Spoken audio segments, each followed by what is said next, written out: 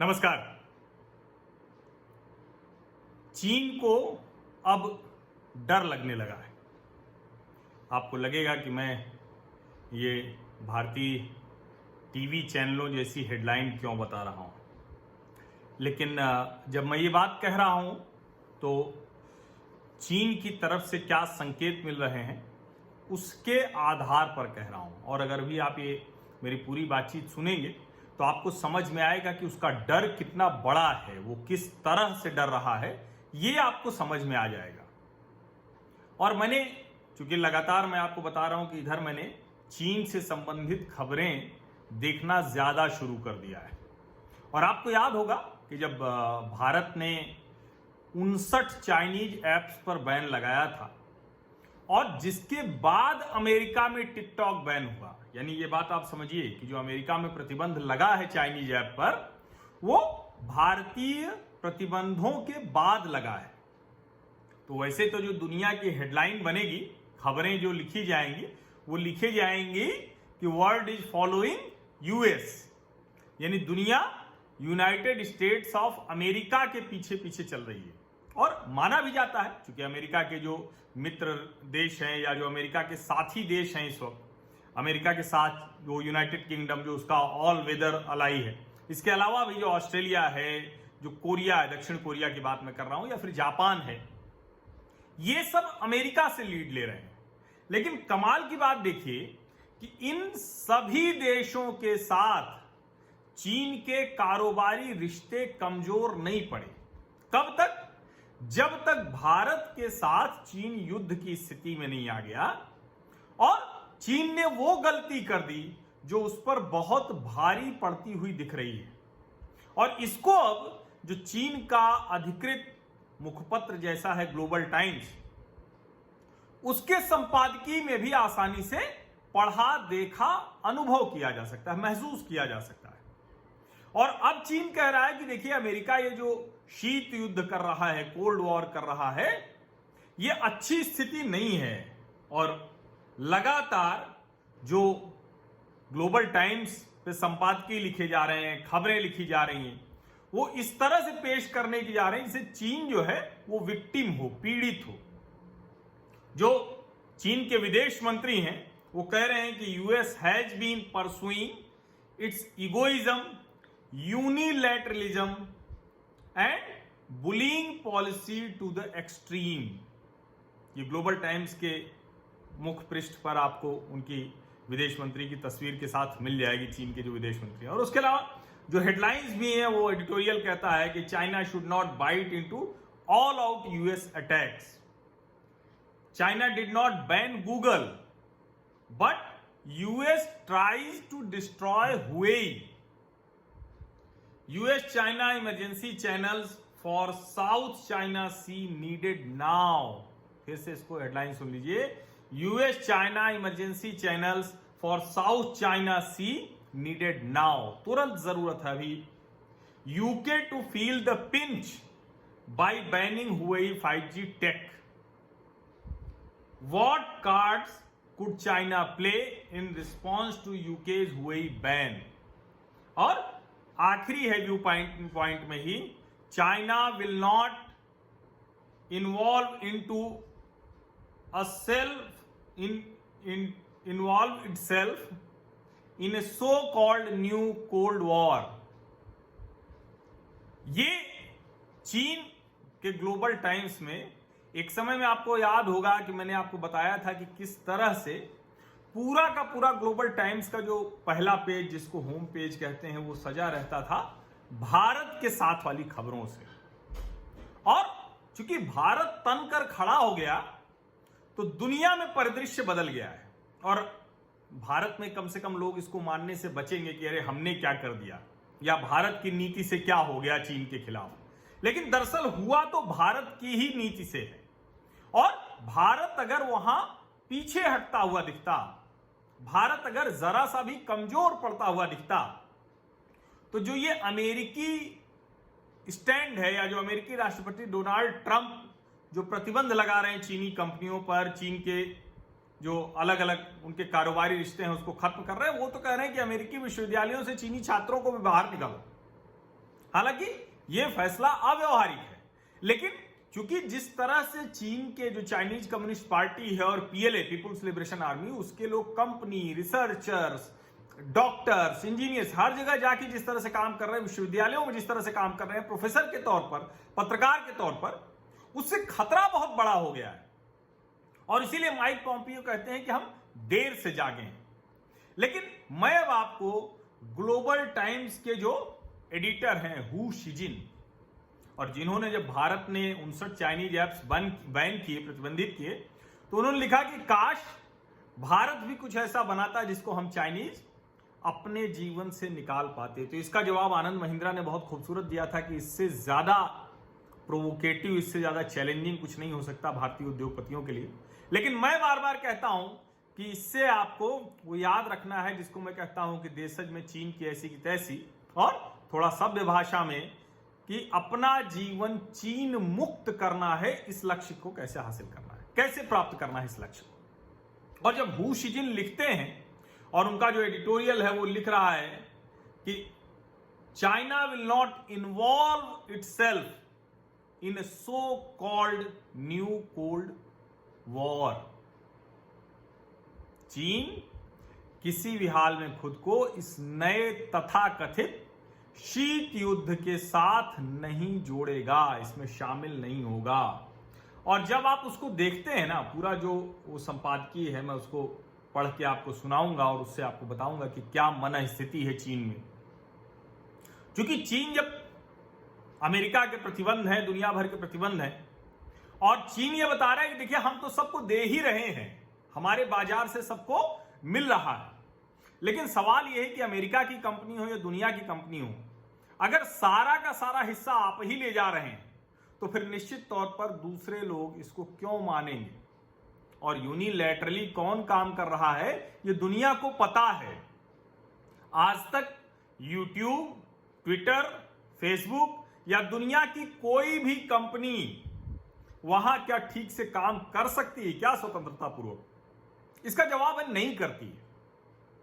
और इसीलिए जब ये कहते हैं the China US relationship is being described as going through a free fall, the phrase a new cold war has been appearing increasingly in analysis by media outlets and observers world wide. यानी दुनिया भर में अब ये बात होने लगी कि नया शीत युद्ध शुरू हो गया है, और वो कह रहे हैं कि नहीं, लेकिन चीन इसमें नहीं पड़ेगा, किसी भी हाल में नहीं पड़ेगा। और वो साथ में एक लाइन लिखते हैं, a cold war requires a comprehensive mobilisation of both Chinese and American societies and the involvement of most parts of the world. अब सवाल यह है कि अमेरिकी और चीनी सोसाइटी वो एक दूसरे के खिलाफ खड़ी हैं, एक दूसरे के साथ हैं, या एक दूसरे को कुछ समझती हैं? ये तो बात ही नहीं है ना। क्योंकि अमेरिकी सोसाइटी तो जो उसके मन में आता है, जो उसको अच्छा लगता है, जो उसको बुरा लगता है, वो सब वो खुलकर बोलने के लिए स्वतंत्र है। लेकिन चीनी सोसाइटी कहां स्वतंत्र है? चीन का समाज कहां स्वतंत्र है? चीन के लोग कहां स्वतंत्र हैं? तो इसमें चाइनीज सोसाइटी के मोबिलाइजेशन का तो कोई महत्व ही नहीं। वो पूरी तरह से चाइनीज कम्युनिस्ट पार्टी के विशेषाधिकार पर है। और चाइनीज कम्युनिस्ट पार्टी ने सिर्फ अमेरिकन नहीं, दुनिया भर के खिलाफ कहा। और इसीलिए जो आप कह रहे हैं कि उसके साथ साथ and the involvement of most parts of the world, तो पूरी दुनिया तो इन्वॉल्व हो चुकी है। पूरी दुनिया चीन के खिलाफ चाइनीज वायरस की वजह से खड़ी है। पूरी दुनिया चीन के खिलाफ अपने बाजार को तो समेट के रखना, अपने यहां कानून ना लगने देना, और दूसरे देशों में अपनी कंपनियों को लोकतंत्र का इस्तेमाल करके, उदारीकरण का इस्तेमाल करके, बाजार की व्यवस्था का इस्तेमाल करके भेज देना।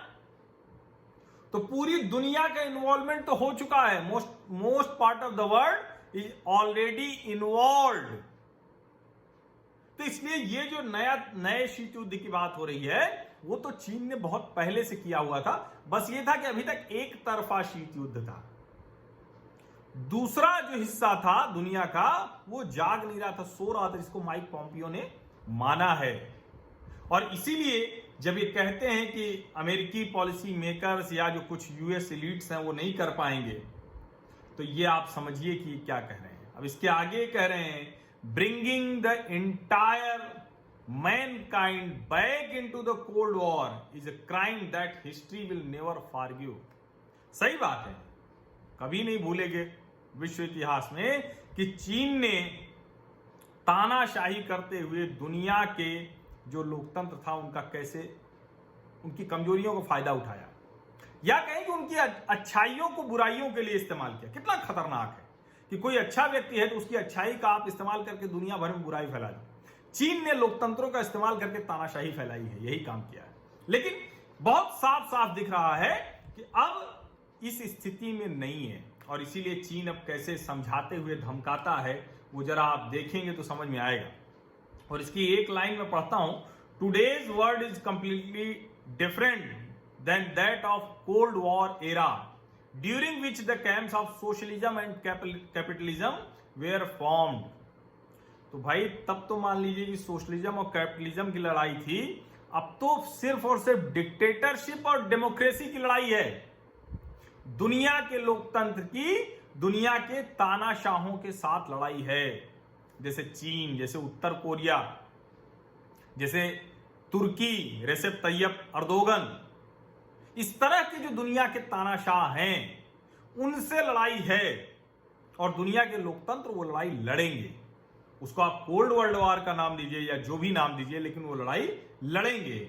और जब वो कहते हैं कि today's world is highly integrated and it is not shaped by politics but is a result of technological progress and continuous expansion of the market economy. अभी आप इसको समझिए, सच बात है कि ये जिस तरह से ये पूरी दुनिया विश्व संरचना जो है वो पॉलिटिकल जियोपॉलिटिकल से ज्यादा इकोनॉमिकल जो एक्शंस हुए हैं, टेक्नोलॉजिकल जो इन्वेंशंस हुए हैं, उनका जो प्रभाव रहा है। लेकिन आपने क्या किया, उसका इस्तेमाल करके दुनिया भर की सरकारों को अस्थिर करने का प्रयास किया। दुनिया भर के लोकतंत्र में अभिव्यक्ति के नाम पर वहां पर कैसे विद्रोह फैलाया जाए, कैसे वहां आग लगाई जाए, जो ब्लैक लाइव्स मैटर्स में हुआ, जो बहुत साफ साफ दिखा कि कैसे आंदोलन चलाया गया, कैसे भारत जैसे देश में कोशिश की गई और कैसे दुनिया के हर देश में कोशिश की गई। तो ये जो टेक्नोलॉजिकल प्रोग्रेस है, अब उसी को दुनिया के सारे देश अपने देश के हित को सुरक्षित रखने के लिए प्रयोग करेंगे। आपको ये कोल्ड वॉर लगती है तो लगती रहे, शीत युद्ध लगता है तो लगता रहे। और वो आगे देखिए किस तरह से समझाने की कोशिश करते हैं। If the US no longer sells its chips to China, to whom will it sell them. अब आप ये समझ लीजिए, ये समझा रहे हैं कि जो आधी से ज्यादा अमेरिकी चिप्स हैं, माइक्रोचिप्स की बात कर रहे हैं, जो कंपनियां इस्तेमाल करती हैं, वो अगर चीन को नहीं बेचेगा तो किसको बेचेगा? अरे भाई, चीन को बेच के वो चीन के ही बाजार में थोड़ी ना इस्तेमाल हो रही थी। चीन के बाजार से हुवेई, जेटी जैसी कंपनियां, अलीबाबा जैसी कंपनियां, टेंसेंट, बाइटडांस जैसी कंपनियां, ये सब दुनिया भर के बाजार का इस्तेमाल कर रही थी। तो आधा अधूरा तथ्य लिख के झूठ क्यों बोलते हो? और ये आगे लिख रहे हैं, if the US stop selling agriculture producers to China, products to China, a large quantity of land in the US will be wasted. फिर वो बता रहे हैं कि जनरल मोटर्स की 40% सेल्स चाइना से है, और ये कह रहे हैं कि ये सब खत्म होगा तो चाइनीज अमेरिकी कंपनियां खत्म हो जाएंगे। ऐसे ही ये यूरोप को डराते हैं कि मर्सिडीज बेंज, BMW, ऑडी, ये सब के सब जब चीन खरीदता है तो बनी। और तो और एक बड़ा रोचक सा है इसमें, देखिए क्या लिखा हुआ है। Quite a few classic beautiful yet sluggish towns in Europe have been revitalized by Chinese tourists. Europeans do not like Chinese ideologies, but interactions with China do not get in their way of being themselves. Chinese communist party की ideology दुनिया नहीं पसंद करती है, चीन के लोगों से किसी को कोई दिक्कत नहीं है, और ये बता रहे हैं कि देखिए जो सारी कंपनियां, सारी एंटरप्रेन्योरशिप अमेरिका यूरोप की खत्म हो जाएगी अगर चीन नहीं रहेगा। और मुझे लगता है कि भारत को अब मजबूती से, जिसको मैं बार बार कह रहा हूं कि चीन का विकल्प हम बन सकते हैं, अमेरिका और यूरोपीय समाज को, यूरोपीय कंपनियों को जो चाहिए वो हम दे सकते हैं। हम खुद इतना बड़ा बाजार है, और भारतीय लोकतंत्र से दुनिया के बाजारों में जाना ये सभी बड़ी कंपनियों के लिए बेहतर होगा। और भारत कोई वो अतिक्रमणवादी प्रवृत्ति का नहीं है, तानाशाह तो है नहीं, दुनिया पे उसे कब्जा नहीं करना है, वो तो वसुधैव कुटुंबकम वाला देश है। और इसीलिए जब चीन ये कहता है कि कहां बेचोगे, कहां कमोडिटी बेचोगे, कहां क्या करोगे, उस सब का जवाब भारत है। और इसी डर से ये जो पूरा एडिटोरियल है ये अमेरिका से मिन्नत करते हुए दिखता है, गिड़गिड़ाता हुआ दिखता है। आखिरी में एक लाइन अगर छोड़ दें तो पूरा का पूरा गिड़गिड़ाता हुआ दिखता है। इस एडिटोरियल में यह भी कोशिश की गई है कि अमेरिका और यूरोपीय यूनियन के बीच कैसे झगड़ा कराया जाए। उसका मैं आपको एक उदाहरण बताता हूं। इसमें लिखा हुआ है कि the question is China really a devil? Is the China West relationship really a life and death struggle at Washington says? सच है भाई, ये सच है कि अमेरिका के मुक्त समाज का जो वहां जीवन है उसको चीन में जो नागरिक बंधक हैं, जो सचमुच मौत जैसा है, सचमुच वैसा संघर्ष है, जैसा देशों की स्थिति है वैसे ही उनके बीच में संघर्ष है। और जो कह रहे हैं कि अभी तक एक भी चीन की जासूसी का उदाहरण अमेरिका नहीं दे पाया है, जैसे हुवेई के इक्विपमेंट के जरिए वो खुद लिख रहे हैं, लेकिन अब वो कह रहे हैं कि यूएस का जो प्रिज्म स्पाइंग प्रोग्राम है उसके जरिए जर्मनी की चांसलर एंजेला मार्केल की जासूसी हो रही थी। That is real solid proof. हालांकि वो कहां है वो लिख ही दिया है उन्होंने। और इसमें जब हम आगे बढ़ते हैं तो बड़ा खुद ही बता देते हैं, the US has accused that China is expanding militarily and is invading other countries. जहां हो नहीं, लद्दाख में कब्जा कर रखा, तिब्बत में कब्जा कर रखा, मंगोलिया कब्जा कर लिया, तुर्किस्तान को शिंजियांग बना दिया, म्यांमार में कब्जे की कोशिश, आतंकवादियों को मदद दे रहे हो, भूटान की जमीन पर कब्जा, नेपाल में कब्जा, पाकिस्तान में सीपेक के जरिए कब्जा, मालदीव में कोशिश, श्रीलंका में कोशिश, दुनिया में कहीं ऐसा नहीं है। और साउथ चाइना सी में जितने जुड़े हुए देश हैं वो सब के सब आसियान के देशों पे कब्जा करने की कोशिश, कहीं समुद्री सीमा में कब्जा, कहीं आइलैंड पे कब्जा, कितने कब्जों की कहानी बताई जाए। और आगे वो लिख रहे हैं, not a single shot has been fired by China in over 30 years। इसको ठीक से समझ लेना चाहिए। और इसीलिए मैं कह रहा हूं कि पिछले 30 सालों से आपने एक गोली नहीं चलाई है तो आपको ये समझ लेना चाहिए कि अगर गोली चलेगी ना तो बड़े संकट में चीन आ जाएगा। पीएलए के सैनिकों की गर्दनें जैसे टूटी थी गलवान में, वही हाल आपकी पूरी सेना का होगा। और चीनी सैनिकों को समझना चाहिए कि उनका कोई सम्मान नहीं है, उनकी कोई पहचान नहीं है, उनकी कोई प्रतिष्ठा नहीं है। वो देश के लिए नहीं, चाइनीज कम्युनिस्ट पार्टी के लिए लड़ रहे होते हैं, और वहां तो उसके लिए कुर्बानी का कोई मतलब ही नहीं। तो इसलिए इसको समझना बहुत जरूरी है। और ये जो पूरा का पूरा एडिटोरियल कह रहा है, the Trump administration has fabricated A seen in which the western world is threatened by the Chinese dictatorship. Even Chinese citizens, they are also threatened by the Chinese dictatorship। और इसलिए ये जो कह रहे हैं इसको बहुत ठीक से समझना चाहिए। जब वो समझाने की कोशिश करते हैं, फिर वो ये भी समझाने की कोशिश करते हैं कि वॉशिंगटन ने हुवेई के नेटवर्क को पूरी तरह से इक्विपमेंट को बर्बाद करने की कोशिश की है।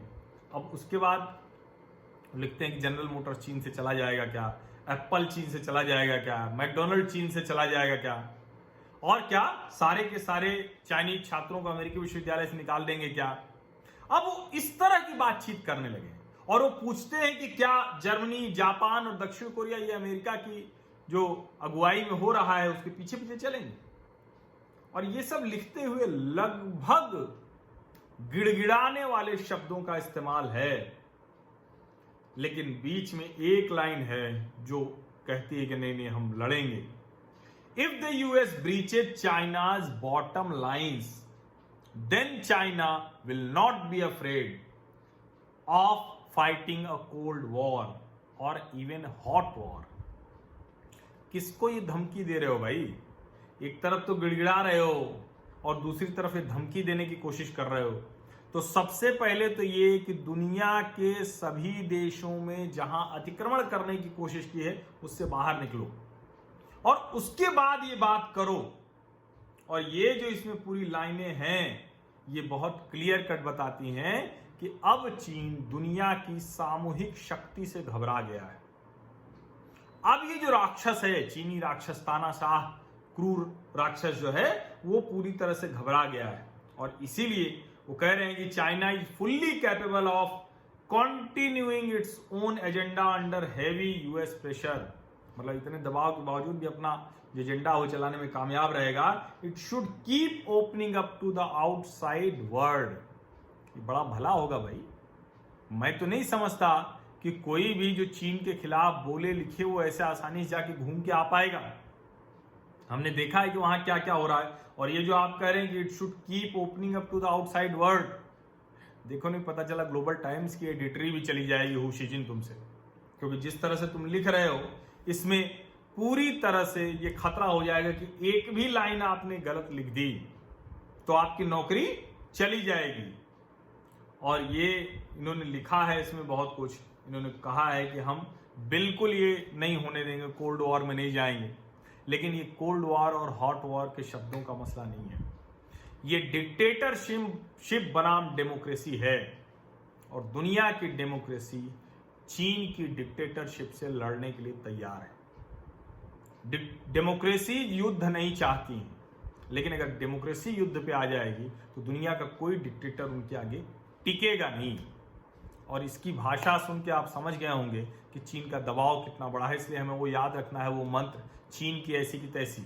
और इसमें भले भारत का कोई जिक्र नहीं है, लेकिन जब वो कहते हैं कहां बेचोगे, क्या करोगे, तो भाई गूगल इसीलिए ने इस चाइनीज वायरस के दौर में, मंदी के दौर में, इकोनॉमिक एक्टिविटी जब एकदम नील है उसके दौर में वो आ जाता है। गूगल, फेसबुक, दुबई की कंपनी, पता नहीं कौन कौन आके हमारे यहां जियो में निवेश कर रहे हैं। तो इस पूरे घटनाक्रम को जोड़ के देखिए, तब आपको समझ में आएगा क्या है।